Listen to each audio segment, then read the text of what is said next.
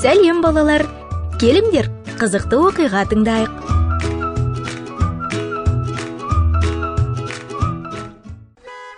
Өмір мектебі 5-ші бөлім жол белгісі. Ал енді қайда? Қандай ақмақтық. Мен нұсқауларды үйде қалдырып кеттіппін. Жарайсың. Ал енді не істейміз? Ана жерде жол белгісі тұр. Қыздар қалаған жеріне жетті ме? Жол белгілерінің болғаны қандай жақсы болды. Олар тек кәдімгі жолда ғана емес, сонымен қатар өмір жолында да қажет. Балалар, Құдайдың біз үшін берген жол белгілері бар екенін білесіңдер ме? Ал олар неге ұқсайды? Олардың қолдары мен аяқтары, құлақтары мен ауыздары бар. Филипп осындай жол белгісі болды. Ол Құдайға апаратын жалғыз жолды білді, және оны жақсы түсіндіріп бере алатын. Филипп көптеген адамдарды Исаның жолына алып келді. Филипп, Иерусалимнен Газаға баратын жолмен оңтүстікке қарай жүр. Филипп Құдайға керек болды. Сендер де Құдайға керексіңдер. Құдайға жол білетін адамдар керек. Сендер Исаға жол белгілері ретінде қызмет еткілерің келеді ме? Филипптен көп нәрсені үйренуге болады. Ол Құдайға мен барғым келмейді деп айтқан жоқ. Ол бірден оған мойынсынды. Ол шаң басқан жолда көпке дейін жалғыз болмады.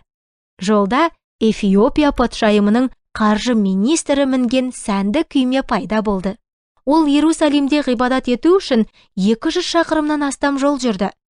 Ғибадатханада ол шиыршық түріндегі қымбат киелі кітапты өзіне сатып алды. Қайтар жолда ол оны дауыстап оқыды. Филипп күймеге қарай жүгірді. Оқығаның түсінікті ме? Жоқ, өйткені маған оны түсіндіретін ешкім жоқ. Менің қасымда отырып, маған мұнда не айтылып жатқанын түсіндірші. Сен Иса туралы оқып жатырсың. Иса Құдайға апаратын жалғыз жол. Оған сен. Сонда ол сені осы өмірдің және мәңгілік өмірдің түпкі мақсатына жетелейді. Мен Исаның Құдайдың ұлы екеніне сенемін. Филипп Исаға апаратын жолды көрсететін жол белгісі сияқты болды, ал қаржы министрі оның нұсқауын орындады. Эфиопиялықтың жүрегі ақиқат жолын тапты, және ол қуанышпен еліне оралды. Ол туралы біздің білетініміз осы ғана. Балалар, сендер Құдайға апаратын жалғыз жолды білесіңдер деп үміттенемін. Менің ойымша, сендер де үйде, мектепте және достарыңның арасында Иса үшін жол белгісі ретінде қызмет етесіңдер.